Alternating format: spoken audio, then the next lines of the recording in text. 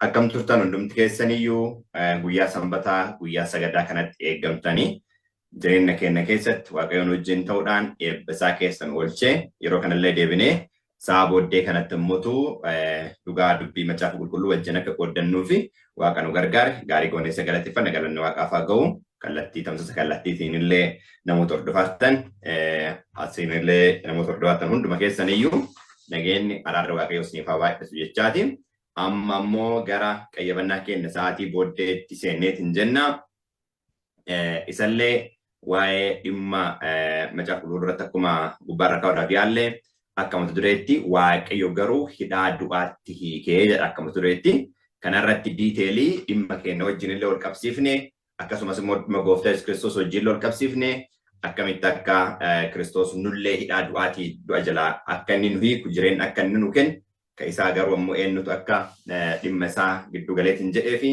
waa'ee du'a gooftaa Kiristoos wajjin wal qabatee waan tokko tokko laalleetiin jenne jechuudha. Kanaan durallee waan kanarra bareedneerra garuu dhalli biraati irra deebineetiin jenne. Kanaaf biratti dunseenne dura kadhata godhannaa kadhata yeroo godhanneetiin jennu obboleessi keenya joon gabaabsee kadhata seensaa nuuf godhaa achiin booddee kallattiidhaan gara qayyabannaa keenyaatti seenneetiin jenna.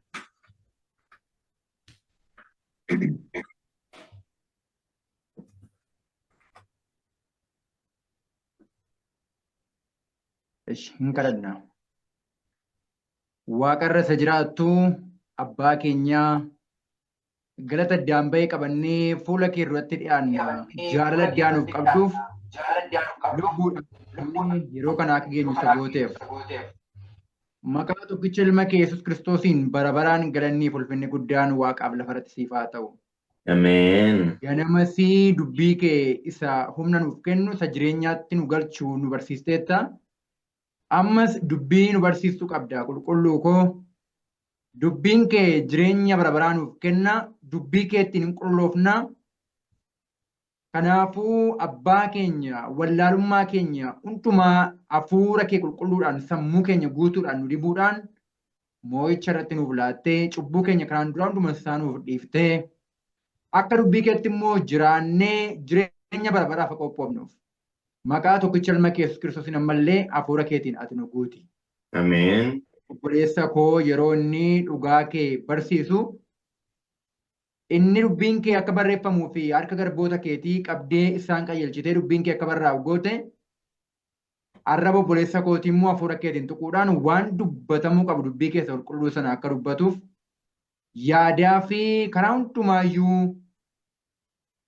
dubbii isaa to'attee warra dhaggeeffatu warra barannullee hafuura keetiin guutuudhaan nu qajeelchuun jaalala kee haa ta'u. Ameen. Kan kee jaalalli kee qofti immoo nuuf haa raawwatu akka dubbii keetti jiraannee jireenya bara baraaf akka qophoofnu gargaari. Maqaa tokkicha ilma keetiif jedhii abbaa. Ameen. Ameen. Ameen.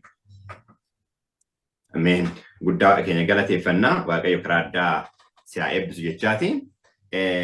Gara macaafa qulqulluutti deebinee yeroo laalleetiin jenne dubbii bu'uuraa tokkorraa jalqaba kallattiidhaan eeruu mata duree godhuu hin taane eeruu macaafa qulqulluu keessatti yaada bu'uuraa wayiitu jira. Jireenya bara baraa wajjin wal qabatee jechuudha. Jireenya bara baraa wajjin waan macaafni qulqulluun tokkotu jira. Roomee boqonnaa gara roomeetti dhaqnee roomee boqonnaa 10 lakkoofsa 9 akkana jedhaayi. Yesuus gooftaa akka ta'e afaan keetii yoo beeksifte waaqayyo du'aa akka isa kaase immoo garaa keetti yoo amante fayyina bara baraa argatta jedha. Asirratti namoonni baay'een Kiristoosiin waaqayyo miti ka du'aa kaase ofumaa kaasee jira.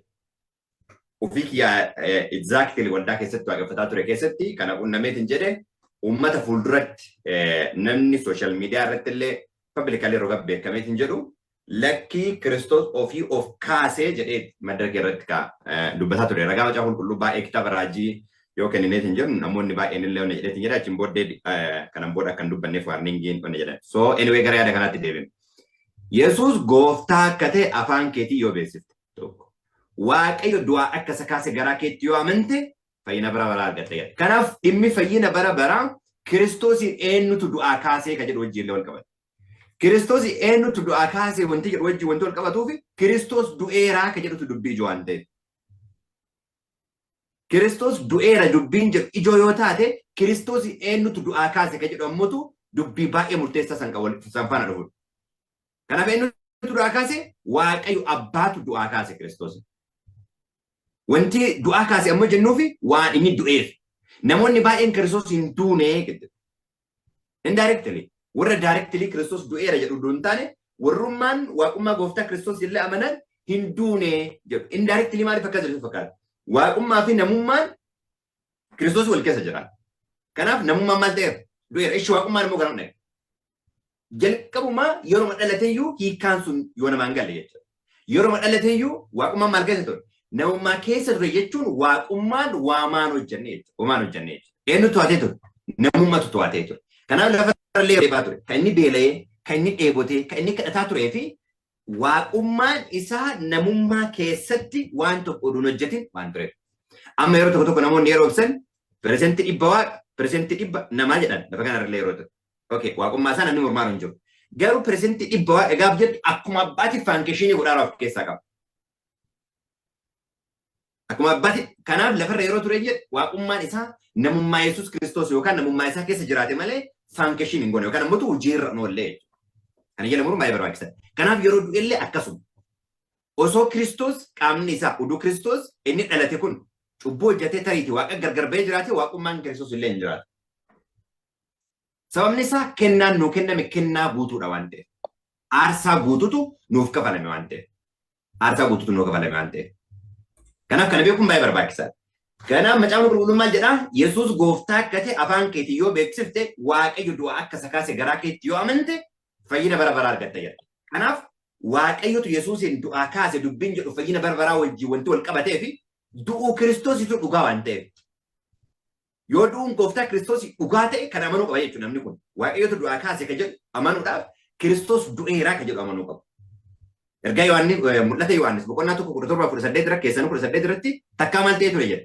Du'ee ture jedha. Ammoo bara baraan jiraadheef hin jedha. Eenyutu du'aa kaase? Isa san beekuun baay'ee murteessaadha jechuudha. Fakkeenyaaf kallattiidhaan eenyutu du'aa kaase yoo jenne Galaatiyaa boqonnaa 4 Galaatiyaa boqonnaa 1:1 irraa akkana jedha Phaawulos yeroo waa'ee argamuu isaa dubbata. An Phaawulos namoota biraa yookiis karaa nama tokkoo utuu hin ta'in Yesuus Kiristoosiin Waaqayyo abbaa isa Kiristoos du'aa kaasee ergame jedha. Kanaaf kallattiidhaan eenyutu du'aa kaase Yesuusin? Waaqayyo abbaatu du'aa kaase jechuudha. Mallattoodhaan cufamee ture duutii awwaalli isaa. Yeroo lammaffaa tokko dubbisee ka'ee itti deebi'a kana. Kanaaf asirratti eenyutu du'aa kaase Yesuusin? Waaqayyo abbaatu du'aa kaase jechuudha. Isa Roomee irraallee fida. Roomee boqonnaa 8:11 irra kan jiru illee finna. Walii qabnee ilaalla waan ta'eef. Okay. Waaqayyo abbaatu maal isa godhe? Du'aa isa kaase jechuudha. Baay'ee gaarii. Kanaaf Kiristoos du'ee ture mul'ata boqonnaa 5 irratti especially lakkoofsa 3 gadi yeroo jiru waaqa keessallee lafa irrallee lafa jalallee macaaficha keessa isaa banee ka ilaalu hin argamne yeroo kana dhabe baay'ee gadda gaafa jedhu Kiristoos eessa ture jechuudha. Du'ee ture jechuudha. Du'ee ture jechuudha. Waaqa irrallee hin jiru, lafa irrallee hin jiru, lafa jalallee hin jiru. Hin jiru hin du'eera kaa. Ila lafa jalallee iddoo hidhaqee si'ooliin keessatti namoota itti waa lallabaa hin jiru. Warra si'ooliin keessa jiranitti lallabe kan jedhamu du'uu isaatitu isaaniif lallaba. Sababni isaa oduu gammachuuti. Warra du'aniif warra si'ool jechuun boolla keessa warra jiran jechuudha malee si'ooliin yookaan ammoo akka namoonni jedhanitti iddoo namni gubatutti dhaqee Kiristoos isaaniif lallabe jechuun hiikkaan qabu. Du'uun gooftaa Kiristoos illee isaanii wanti hiikaa qabu hin jiru akka isaan yaadanitti akka namoonni yaadanitti. Garuu hiikkaa waa'ee du'aa wajjin wal qabatee jirullee ammallee ilaalla macaafa qulqulluu keessa jechuudha. So Kiristoos eenyutu du'aa kaase? Abbatu du'aa kaase. Roomee boqonnaa 6 lakkoofsa 4 irraa akkana jedha. Nuyi cuuphamuudhaan du'a isatti dabalamnee isa wajjin awwaalamneerra Kiristoos humna abbaa isa ulfina qabeessa warra du'an keessaa akkuma kaafame nus immoo jireenya haaraatti hin jiraanna jedha. Dogongorsaa guddaa bara dhumaatti waldaa yookaan ammoo dhugaa chaalenjii godhan keessaa tokko ispirichuwaalizimii. Ispirichuwaalizimii fi inni kun ammoo ispirichuwaalizimii maal wajjin wal bira qaban? Spiritualismiin lubbuun hin duutu kan jedhu wajjin wal bira qaban. Lubbuun hin duutu kan jedhu qaama hafuura jedhamu wayiitu jira kan jedhu wajjin wal qaban. Sababni isaa qaamni asitti jedhu kun immoo Sandee Sakardineesi. Sandee Sakardineesi jechuun guyyaan qulqulluu eebbisee kenne guyyaa sanbataadha. Maal jedha ergama tokkoffaa? Waaqayyoon sodaadhaa ulfina illee kennaa fi isa bishaan burqituu galaana uume sanii sagadaa. Isa bishaan burqituu galaanaa uume saniif sagadaa kan jedhu guyyaa inni sagadaatti jedhe beekuun murteessaa jechuudha. Kanaafuu kana biraawoo isa akkas jedhe sana beekuun baay'ee barbaachisaa. Seerri tokkoffaan maal jedhaa? Anaan ala waaqa baramaan hin godhin yoo waaqeffatin. seera tokkoffaa yoo beekne seera arfaffaa beekuu dandeenya. Yeroo baay'ee namoonni waa'ee seera arfaffaa qofa kaa'an seera tokkoffaa baay'ee murteessaa. So tuqaaleen kunniin lamaan tuqaan dhimma sanbataatii fi tuqaan dhimma lubbuun hin duutu jedhu ispirichuwaalizimiin qaama biraa hafuura jedhamu wayiitu jira. Yoo foon illee duutu asii foon du'eera qaamni hafuura jedhamu wayii ammoo bakka biraa deemee jira jechuudha. Karaa biraatiin hafuurri qaama qaba dubbiin jedhu dooktoriinii ispirichuwaalizimiiti jechuudha. Ispirichuwaalizimii jechuudha. Waan hafuura jedhamu wayiitu kophaa bakka biraa jira. Kanaaf du'u gooftaa Yesuus Kiristoos yoo ilaalle Kiristoos eessa leeqnan. Namoonni maal jedhan warri ispirichuwaalizimiin lubbuun hin duutu warri jedhan. Namicha fakkeenya fannoo irratti du'eeni fannoo irratti Kiristoosii wajjin tureeni maal jedhe Kiristoos? Dhugama siin jedha hadha ati na wajjin iddoo jireenyaatti yookaan ammoo gannatiin keessatti hin jiraatu. Gaafsan Kiristoos achi dhaqeera? No, boolla keessa ture. Guyyaa sadaffaa achi ka'e. Kanaaf namichillee guyyaa sana hin dhandhe jechuudha. Warri ispirichuwaalizimiin ammoo maal jedhu lakki qaama qofatu achi awwaalamee ture inni ammoo hafuura waan ta'eef bakka biraa ture. ስለዚህ qaama hafuura jedhamuu fi qaama fiizikaalii mul'atu kanatu jira jechuudha. Which is spiritualism, manfasaawwannati manaafis amaariffaan chaalenjiidha. Anyway, isa kana spiritualism jennee qaadneet hin jenne jechuudha. So, Kiristoos hin du'e, waaqarrallee hin turre, lafarrallee hin turre, lafa jalallee hin turre hin du'e. Du'eera bakka. Namni tokko yoo du'e akka jedha. Gassiqee ka'ee maal jedhe Yohaannis? Leenci Yihuudaa du'a mo'ee maal godheera? Ka'eera jedha. Du'a mo'ee ka'eera. Akkuma Kiristoos wajji awwaalamne isa wajji deebinee kaaneet hin jenne jechuudha. Okay. Amma Yesuus Kiristoosiin yeroo fannisanii du'eet hin jedhe awwaala isaa maaliin cufan? Mallattoon cufan. Mallattoon itti mallatteessan. Mallattoo isaa kabane abbaa. Mallattoo keenya kabane immoo inni Yesuus. Namatti hin tolu? Mallattoo mee Maatewos boqonnaa 27 62 dhadhee dubbifne. Maatewos boqonnaa 27. Maatiyu. Eshi 27 62. Okay, 62 irraa gadi yeroo dubbifnu guyyaan qophaa'ummaa darbee borumtaa isaa luboonni warri angafoonnii fi Fariisonni Phiilaaxoos duratti walitti qabamanii jedha. Guyyaan qophaa'ummaa darbee borumtaa isaa. Guyyaa maaliitiin dhaqa jechuudha Phiilaaxoos bira? Guyyaa sanbataati. Guyyaa sanbataatiin ofii kanan godhin jedhan ofii ammootu dhimma biraa mariisuu eessa dhabu jechuudha. Mootummaa bira dhabu jechuudha. Guyyaan qophaa'ummaa darbee guyyaa sanbataati jechuudha. Waa yaadatan lakkaa yeroo wajjin jiru waa jedheera waan ta'eef jedhanii bira dhaqan. Akkuma guyyaa har'aa namni godhu jechuudha. Guyyaa sanbataati waan barbaadan godhanii gaafa ammoo ati waan biraa goote just the same thing jechuudha. Same thing. Guyyaa sanbataatiin Kiristoosiin kanan godhin jedhan ofii ammoo isa kassasuuf isa ajjeesisuuf lubbuu ajjeesisuuf rakkina hin qabu ofii ammoo seera ofii eeguun bakka akkas jechuudha.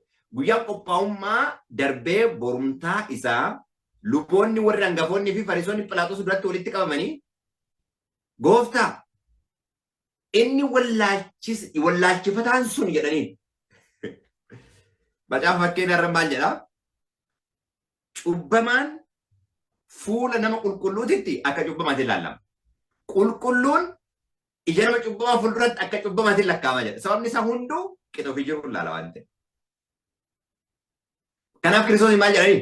Wallaalchifataan sun utuu jiru jedhanii du'eera akka du'eeru maal godhanii jiran? Mirkaneessaniira wanti namatti tolu. Akka utuu jiru guyyaa 3 booddee nan kaafamaa akka inni jedhe maal gooneera jedhanii yaadanneerraa amma waatu hafee jedhaaraniin. Kanaaf awwaalichi amma guyyaa 3ffaatti akka eegamu.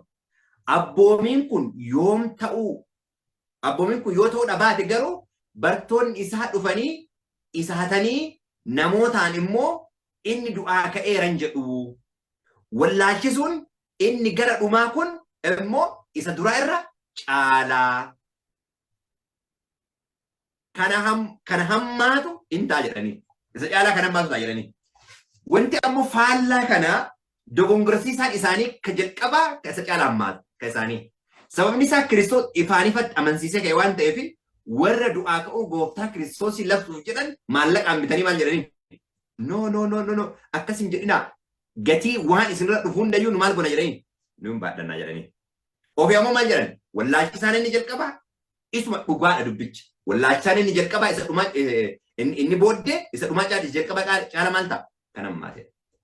Wallaalchisaan inni marsaa lammaffaarra dhufu isa jalqabaa caalaa baay'ee walxaxaa fi isa hamaadha. Dhugaan jirullee akkasuma. Waa'ee Yesuus Kiristoosiif illee wallaalchisaan isa jalqabaa ta'e amma marsaa lammaffaa irratti isa isaan caalaa baay'ee hamaadha. Yeroo isaan jedhanittis isa dura Kiristoosiin maqaa balleessanii wallaalchisaa jedhan amma immoo yoo ka'e tana caalaa maal godha jedhan waan biraa godha. Kun perspektiivii isaaniiti. Garuu hamminni indirectly ofii isaaniiti ka jalqaba jedhan caalaa hamminni salphinaa guddaan kaama godhaarantu caalaa jechuudha. Dubbiin kun sona hedduu laallamuu hin danda'a. Pilaaxoos yommus warra eegan fudhadhaa dhaqaati akka beektanitti eessifadhaa jedheen. Akka beektanii akka isin galu eessifadhaa jedheen. Gaafa manni duuyyuu an harka keessaa qabu jedheera. Namni kun qulqulluu jedheera. Ammallee deemanii naannessanitti deebisan.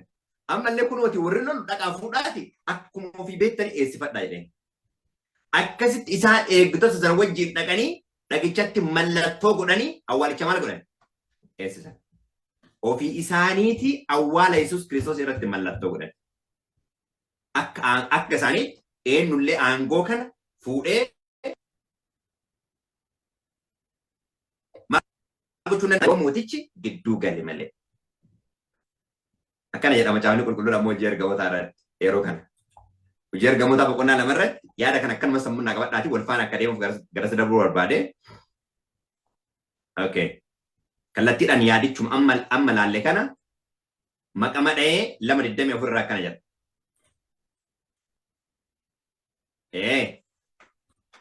Lakkoofsa 23. Okay, mee 22 irraa dubbisaa iddoo an barbaadu 24 irraa yaadannaa qabadhaa. Isin yaa warra Israa'el dubbii kana dhageeffadhaa. Waaqayyo harka Yesuus nama Naazreet kanaan hojii aangoo isaa dinqiidhaa fi milikkita garaagaraa kan isin beektan isin gidduutti hojjechuu isaatiin fudhatamaa isa godhe jedheen. Eenyutu kana godhe jedhan? Waaqayyotu harka Yesuusiitiin kana godhe. Gara biraatiin Kiristoos maal jedhe? Wangeelii Yohaannis 12:28 irratti. Ana hafuura Waaqayyootiin kana ka godhu yoo ta'e mootummaa Waaqayyoo isinirra dhufteetti jedheen. Lakkoofsa 23. Namni kun akka Waaqayyo dur murtee godhetti akka yaada isaattis dabarfamee kenname. Isin immoo harka warra seera Waaqayyoo hin eenneetti mukatti fanniftanii isa ajjeeftan. To the point waan isaan godhan isaanitti. Waaqayyo garuu hidhaa du'aatti hiikee jedha galanni Waaqayyoo faatu. Mallattoodhaan kan isaan hidhan, mallattoodhaan kan isaan cufan, Waaqayyo garuu hidhaa du'aa hiike. Inni harka du'aa jalatti qabamee turuun waan hin dandeenyeef du'aa isa kaase jedha. Eenyu? Waaqayyo. Akkamitti kaasa? Hidhaa du'aa hiikee kan isa kaase. Oduun gammachuun. Kiristoos Yesuus ilmi Waaqayyo ammoo hidhaa keenya hiike galanni isaaf haa ta'u. Sababni isaa du'aan gatiin cubbuu du'a jedhee kan mallatteeffame Kiristoos garuu mallattoo kenna. Mul'ata boqonnaa 10 irratti dhimma wajjin wal qabatu mallattoo alaaf keessaan cufamee ture Kiristoos maal godhe? Bane jechuudha. Leenciidha. Ka isaa hoo gaaf isa walanii isa mallattoodhaan cufan ka isaa kabane immoo inni Waaqayyo Abbaadha. Waaqayyo Abbaan awwaala isattiin mallattoodhaan cufanii jedhan Abbatu bane. Kan keenya immoo Yesuus Kiristoostu bane galanni isaaf haa ta'u. So achi keessatti dhiifamuun isarran ture jedha. Waa'ee kan awwaal dhimma namoota du'anii wajjin akkana jedha. Ila achi keessan turre jedhee ka'eeti. Daawit waa'ee isaatiif yeroo hundumaa goofticha fuula koo duratti maal godha? Inni ilaala. Akka ani hin sochooneefis inni gara mirga kootii jira jedhee. Goofticha mirga kootti ilaala jedhee ka'e waa'ee Daawit ammoo dhimma du'aa wajjin wal qabatee kaasa. Sababni isaa dhimma du'aa waan dubbataa jiru. Kanaaf garaan koo gammadee arrabni koos in ilaalcha. Foon koos abdii keessa maal godha? In buufata. Lubbuun koo iddoo warra du'aniittiin dhiiftu dhuunfaa keessa tortoratti dabarsitee maal hin gootu? In kennitu jedhe. Yeroo kana kan dubbate waa'ee nuti jechuudha. Waa'ee Masiihiiti jechuudha. akka waa'ee isaan taane 28 irratti karaa gara jireenyaatti geessu na barsiifteetta. Ana wajjin jiraachuu keetti garaan koo gammachuudhaan hin guutan jedha. Lakkoofsa 29. Yaa obboloota koo waa'ee Daawit abaabilii keenya mul'inatti isinitti himuu nan jaalladha. Inni du'eera, awwaalameeras, awwaalli isaas amma har'aatti nu gidduu jira jedheen. Gubbaarratti raajiin dubbatame ka Daawitiitii miti. Yoo ka Daawitii barbaadan immoo Daawit maal ta'eera? Du'ee haga ammaa awwaalameera, awwaalli isaallee nu gidduu jira jedheen. Kanaaf foon kiyya tortoratti dabarsiteen kennitu gaafa jedhaaru waa'ee ufiitii miti ka dubbataaru waa'ee Yesuusiitii. Raajiin jechuudha. Kanaaf namoonni du'an, abboonni karaan durallee du'an, kaburullee du'an, haga Kiristoos dhufee malakanni afuufamuuf awwaaluma keessa ture. Achumaa guyyaa kaan ka awwaalame, ka bishaan fudhate hundinuu bakkee san jira. Si'oolii inni dhaqu hin jiru, gannatiin inni itti galu hin jiru. Hunduu bakkee sanii eeggata. Gaafa malakanni dhufaa afuufamu jedha awwaala keessaa ka'u jedha malee kun gubbaa gabbararee dhufan jedha.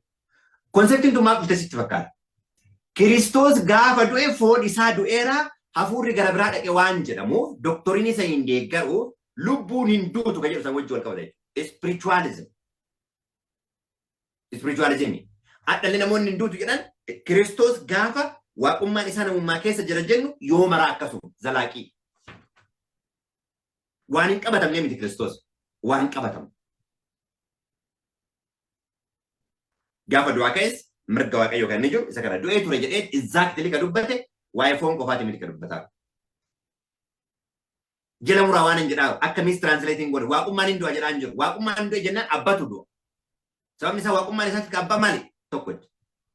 Garuu du cubboo hojjetee jiraatee namummaa Yesuus Kiristoosi. Kiristoos abbatti gargar ba'ee bada. Aarsaan nuuf kafalame guutuudha waan ta'eef.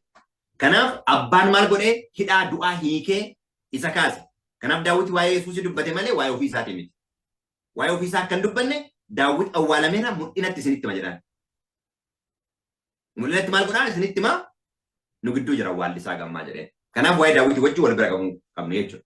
Okay, waaqayyo du'aa isa kaase gaafa jennu Roome boqonnaa 8 lakkoofsa 10-11 irratti confusionii tokkotu jira. 10 irra akkana jedha. Kiristoos isin keessa erga jiraate eenyu jedhaa? Kiristoos isin keessa erga jiraate jedhaa. Kanaaf kan keessa jedhu inni obbolo tokko Kiristoos jechuudha. Akkamitti ka jedhu karaa fuula isaa akka ta'e hin beekne ergaa Yohaannis irratti. Dhagni keessa sababii cubbuutiif du'aa yoo ta'e iyyuu sababii qajeelummaa argattaniif hafuurichi jireenya isiniif kenna jedha. Dhagni keessan du'aa yoo ta'e jechuun addunyaatti yoo gargar baatan jechuudha malee amma du'ee of wallaalee akkas ta'e jechuudha.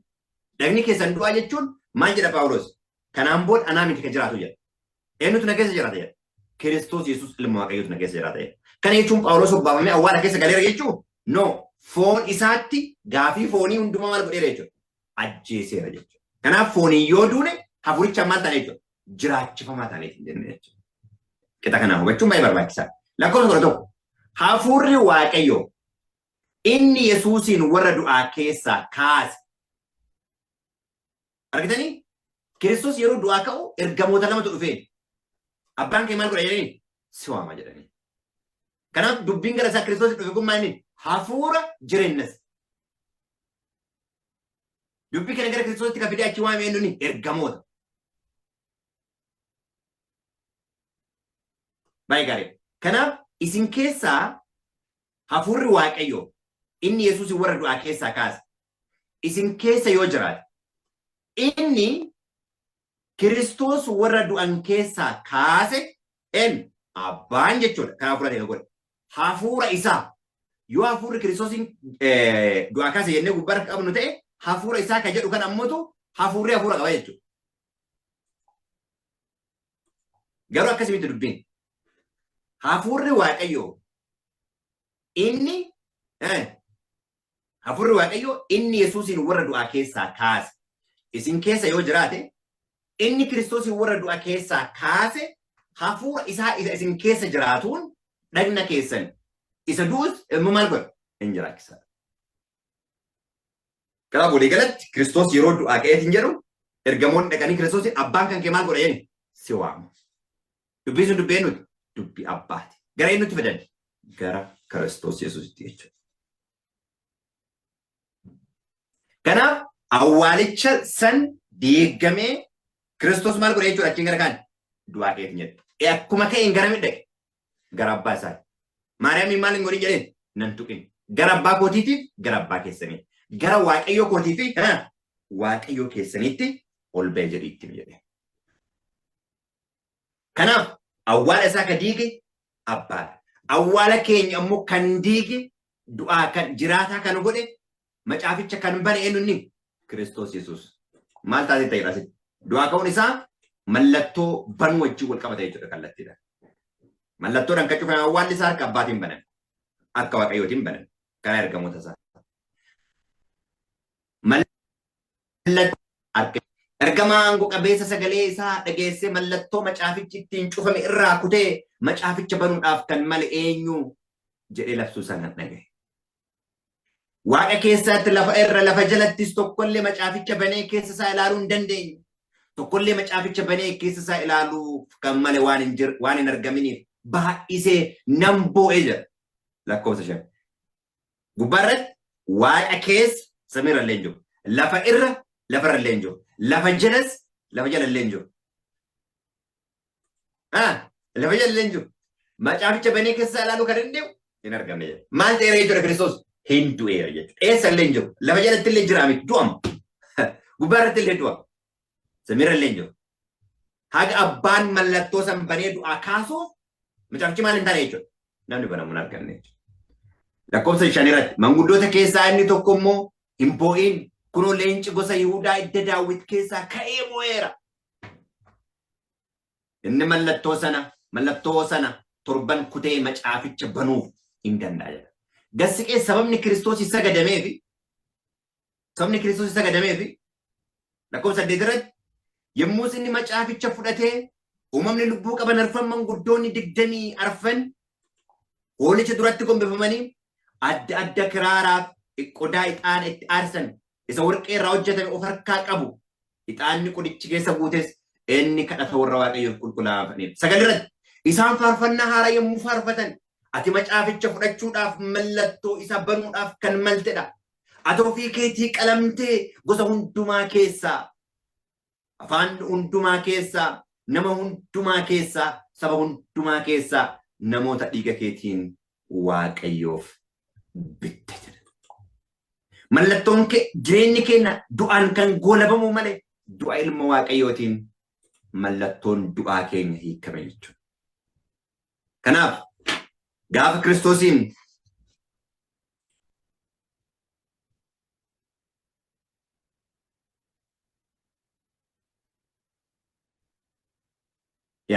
kanaaf tuqaan baay'ee murteessaa ta'eetiin jedhe fakkeenyaaf isa Roomee irratti Roomee boqonnaa 8 jiru Ingiliffisa maal jedha? But if the spirit of him, he is the Father, that raised up Jesus from the dead dwells in you.